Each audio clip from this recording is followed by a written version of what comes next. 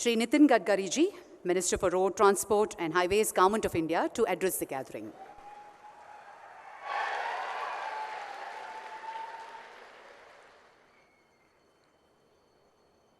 परमादरणीय प्रधानमंत्री जी, परमादरणीय राज्यपाल महोदय जी, कैबिनेट में मेरे सहयोगी किशन रेड्डी जी, आदरणीय बंडी संजय जी और उपस्थित सभी भाई और बहनों, आदरणीय प्रधानमंत्री जी के नेतृत्व में इस 9 साल की विशेषता रही है कि उन्होंने इंफ्रास्ट्रक्चर डेवलपमेंट के लिए हाईएस्ट प्रायोरिटी दी है। गति शक्ति योजना के द्वारा अलग अलग इंफ्रास्ट्रक्चर के प्रोजेक्ट्स में प्लानिंग से लेकर इम्प्लीमेंटेशन तक एक कोऑपरेशन, कोऑर्डिनेशन एंड कम्युनिकेशन भी प्रस्तापित हुआ है। यह हाईवे बनाते समय विशेष रूप से प्रधानमंत्री जी ने जो 120 एस्पिरेंट डिस्ट्रिक्ट निकाले हैं, जो 500 ब्लॉक्स जो सोशली, इकोनॉमिकली, एजुकेशनली बैकवर्ड है, उनके विकास में ये रोड कैसे उपयोगी होंगे, इसका भी विचार किया गया है। मुझे बहुत खुशी है कि तेलंगाना में अभी तक 1,10,000 करोड़ के प्रोजेक्ट कुछ कंप्लीट हुए, कुछ ऑनगोइंग है, कुछ शुरू हुए हैं। पर विश्वास है मुझे कि 2024 समाप्त होने के पहले हम तेलंगाना में 2 लाख करोड़ रुपए का निवेश करेंगे और तेलंगाना का रोड इंफ्रास्ट्रक्चर बहुत ही अच्छे क्वालिटी का बनाएंगे। केवल नेशनल हाईवे का काम हो रहा ऐसा नहीं है। तो नागपुर से विजयवाड़ा, जिसमें आज पैकेज का भूमि पूजन प्रधानमंत्री जी कर रहे हैं, ये 594 किलोमीटर है। इसकी कीमत 16,000 करोड़ है और तेलंगाना में इसकी लेंथ 401 किलोमीटर है। इस हाईवे से स्वाभाविक रूप से काफ़ी बड़े प्रमाण पर यहाँ विकास होगा। विशेष रूप से यह हाईवे महाराष्ट्र, तेलंगाना और आंध्र प्रदेश से गुजर रहा है और 288 किलोमीटर का जो कॉरिडोर है वो ब्राउन फील्ड है, यानी ग्रीन है। पहले यहाँ रोड नहीं है और इसके कारण हम लोग डिस्टेंस को भी कम करने जा रहे हैं।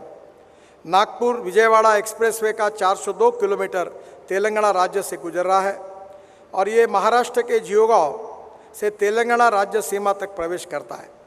तेलंगाना राज्य में आसिफाबाद, मंचेरियल, पेदप्पल्ले, जयशंकर, भूपालपल्ली, हनुमाकोंडा, वारंगल, खम्मम इस जिले से गुजरता है और विजयवाड़ा के पास मिलता है।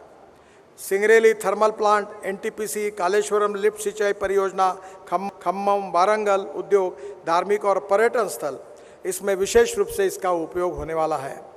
मुझे बहुत खुशी है कि जो इंडस्ट्रियल क्लस्टर्स है, लॉजिस्टिक पार्क है, पोर्ट के लिए माल भेजना है, उसके कारण निश्चित रूप से एक्सपोर्ट और इंपोर्ट में भी इससे काफ़ी सुविधा प्राप्त होगी। विशेष रूप से तेलंगाना में हम एक सूरत, नासिक, नगर, सोलापुर, करनाल और हैदराबाद, चेन्नई तक एक नया रोड बना रहे हैं। हम अक्सर भाषण में कश्मीर से कन्याकुमारी तक कहते थे, पर आपको पता होगा कि हिमाचल प्रदेश में वहाँ हमारी मनाली जो है, वहाँ रोहतांग पास पर जाने के लिए 3.5 घंटे लगते थे। अब वहाँ अटल टनल बनी है, जिसका उद्घाटन प्रधानमंत्री जी ने किया है। केवल 8 मिनट में सफ़र हो जाती है और उस टनल से बाहर आने के बाद हम करीब 5 टनल बना रहे हैं और हिमालय के बीच में से नया रोड बना रहे हैं लद्दाख और लेह तक। लद्दाख और लेह के बाद कारगिल के नीचे एक झोजिला, एक काफ़ी बड़ी टनल बना रहे हैं, आशिया की सबसे बड़ी। और मुझे खुशी है कि इस टनल में एस्टीमेट कॉस्ट से 5,000 करोड़ कम हुए, उसकी बचत करने का काम हमारे विभाग ने किया है।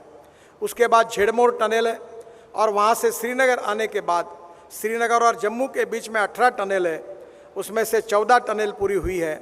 और उसी कटरा के पहले दिल्ली कटरा एक्सप्रेस हाईवे को लगकर हम दिल्ली आएंगे और दिल्ली से दिल्ली मुंबई हाईवे को लगकर हम सूरत तक आएंगे और सूरत से एक नया रोड बना रहे हैं, सूरत से नासिक, नासिक से अहमदनगर, अहमदनगर से सोलापुर, सोलापुर से करनूल और करनूल से हैदराबाद, करनूल से विजयवाड़ा, करनूल से चेन्नई, करनूल से कन्याकुमारी, त्रिवेंद्रम और उसके साथ साथ कोचीन तक हम पूरे दक्षिण को जोड़ने वाले हैं।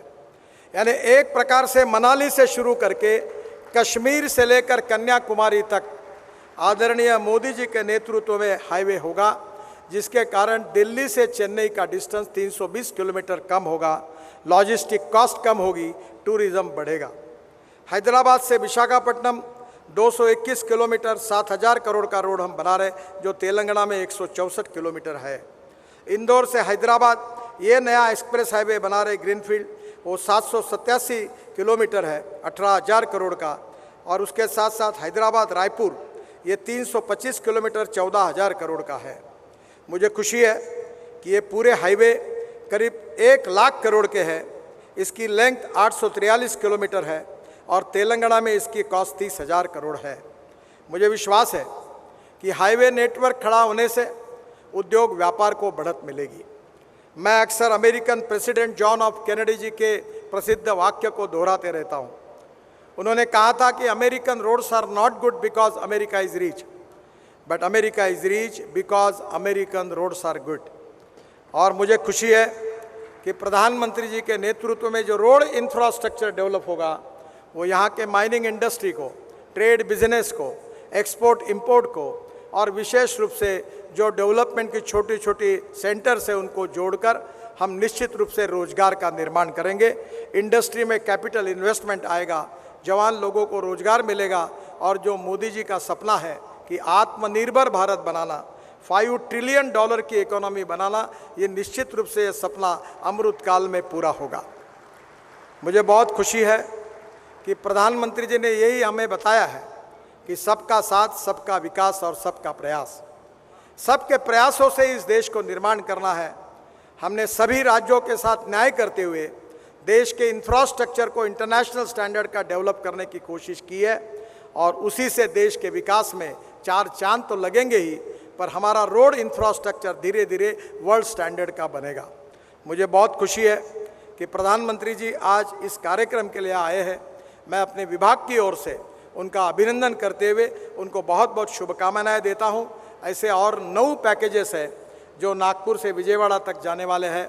इसी प्रकार से निश्चित रूप से एक बहुत बड़ा परिवर्तन तेलंगाना में होगा और तेलंगाना का विकास में प्रधानमंत्री जी के नेतृत्व में हमारा डिपार्टमेंट अच्छे रोड तेलंगाना के जनता को निश्चित रूप से बना कर देंगे। इसी विश्वास के साथ मैं अपनी बात को समाप्त करता हूं। धन्यवाद, नमस्कार।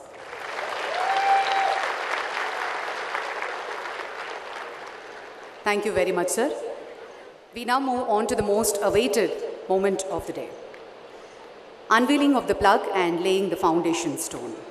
NH 563 కరీంనగర్ టు వరంగల్ సెక్షన్లో మానకొండూర్ బైపాస్ నుంచి పల్లివెల్లు వరకు 4 వరుసల జాతీయ రహదారి నిర్మాణానికి శంకుస్థాపన చేయనున్నారు గౌరవ ప్రధానమంత్రి.